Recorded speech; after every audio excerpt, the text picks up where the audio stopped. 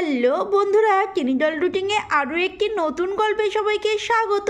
গল্পের শুরুতে আমরা দেখছি নীলিমা তো আজ স্কুলে না গিয়ে বাড়িতেই আছে।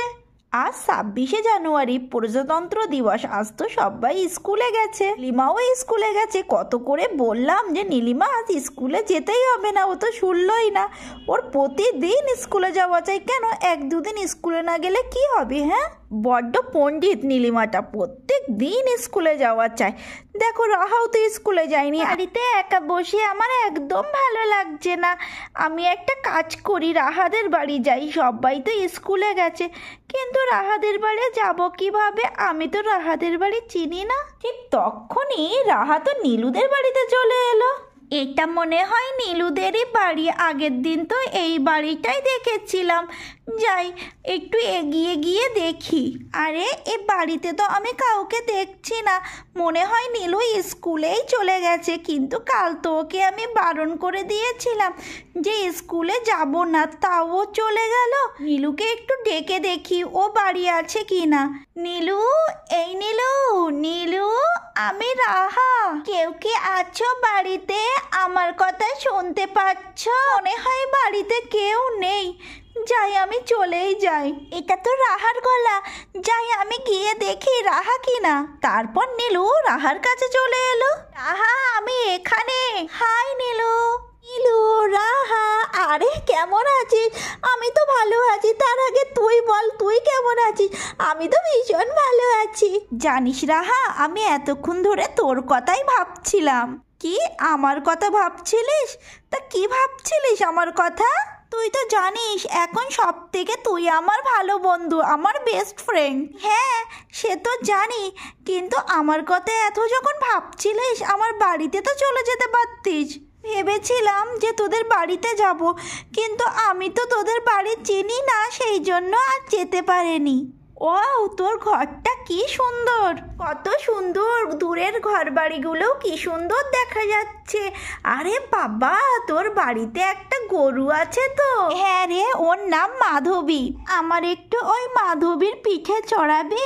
আমার না খুব ইচ্ছা একটু গরুর পিঠে উঠে চড়বো, কিন্তু মা তো ভীষণ বকে, সেই জন্য পারি না। তোদের বাড়িতে যেহেতু মাধবী আছে, আমাকে একটু চড়া না। হ্যাঁ রে, সে তো চড়ানোই যায়, কিন্তু মাধবী যদি তোকে ফেলে দেয় তখন তো তোর ভীষণ লাগবে। না না, আমাকে মাধবী ফেলবে না। চল না, আমাকে একটু মাধবীর পিঠে চড়া না। ঠিক আছে, তুই যখন শুনছিস না, তাহলে চল মাধবীর পিঠে চড়বি। তারপর দুজন আস্তে আস্তে চলে গেল মাধবীর পিঠে চড়ার জন্য। জানিস, আমি কখনো গরুর পিঠে উঠে বসেনি। আমার খুব শখ, আমি একটু গরুর পিঠে উঠে বসবো। এনে ওঠ আর তোর শখটা পূরণ করে নে। মাধবী, আমি কি তোমার উপরে বসতে পারি? মাধবী হ্যাঁ বলেছে। তাড়াতাড়ি চেয়ারটা নিয়ে আয়, আমি চেয়ারের সাহায্যে মাধবীর পিঠে উঠবো। ঠিক আছে, আমি এক্ষুনি আনছি। তারপর নীলু তো চলে গেল চেয়ার আনতে। ও যদি পড়ে যায় তাহলে আজকের পরে ও আর কোনো দিনও আমাদের বাড়িতে আসবে না। এই নে চেয়ার। আর হ্যাঁ, আমার খুব ভয় করছে রে, যদি তুই পড়ে যাস। আরে ভয় করছিস কেন? আমার কিচ্ছু হবে না। তারপর রাহা আস্তে আস্তে চেয়ারের উপরে উঠে বসলো। তারপর চেয়ার থেকে গরুর পিঠে। মাধবী, তুমি যেন আমাকে ফেলো না। নীলু দেখ, মাধবী কি ভালো, আমাকে ফেলবে না বললো। আমার সত্যি সত্যি ভীষণ আনন্দ হচ্ছে। আমি প্রত্যেক দিন এখানে খেলতে আসবো মাধবীর সঙ্গে। কি আনন্দ! মাধবীকে শক্ত করে ধরে বস, নইলে কোথাও পড়ে যাবে, তারপরে লেগে যাবে। না না, মাধবী ভীষণ ভালো, ও আমাকে ফেলবেই না। মাধবী চলো না এবার। ইয়ে, কত আনন্দ হচ্ছে মাধবীর পিঠে। ইয়া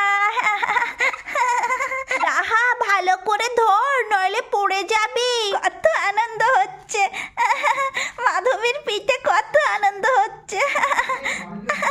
মাধবী, তুমি আমাকে ওই গাছটার ওখানে নিয়ে চলো। কত আনন্দ হচ্ছে। নীলু, আমি তোদের বাড়ি প্রত্যেক দিন আসবো মাধবীর পিঠে চড়ার জন্য। ইয়া, কি আনন্দ, কি আনন্দ, কি আনন্দ। ইয়া রাহা, ভালো করে ধর, নইলে পড়ে যাবে কিন্তু। চিন্তা করিস না, আমি পড়বো না। মাধবী, এবার আমাকে নীলুর কাছে নিয়ে চলো। তারপর মাধবীদা আস্তে আস্তে রাহাকে নীলুর কাছে নিয়ে গেল। নীলু, আমাকে একটু নামতে সাহায্য কর, আমি চেয়ারের সাহায্যে নিচেই নামবো। ঠিক আছে রাহা, আমি এক্ষুনি যাচ্ছি। এই নাও রাহা, এবার তুমি নামো। কি ভালো তোদের মাধবী, আমাকে কি সুন্দর চারিদিকে ঘোরালো আর কত আনন্দ দিল, আমার একটা ইচ্ছাও পূরণ করলো। খুশি তো? সত্যি নীলু, আমি ভীষণ খুশি। এবার থেকে প্রতিদিন আমি তোমাদের বাড়িতে আসবো আর এরকম মজার মজার খেলবো। তোদের বাড়িতে কি তুই একা থাকিস, আর কি কেউ থাকে না? না রে, আমার বাড়িতে তো সবাই থাকে। বন্ধুরা, আমি রাহা, নীলুর নতুন বন্ধু। গল্পটি যদি ভালো লাগে তাহলে অবশ্যই লাইক করে দাও, আর হ্যাঁ, চ্যানেলটিকে সাবস্ক্রাইব করতে ভুলো না।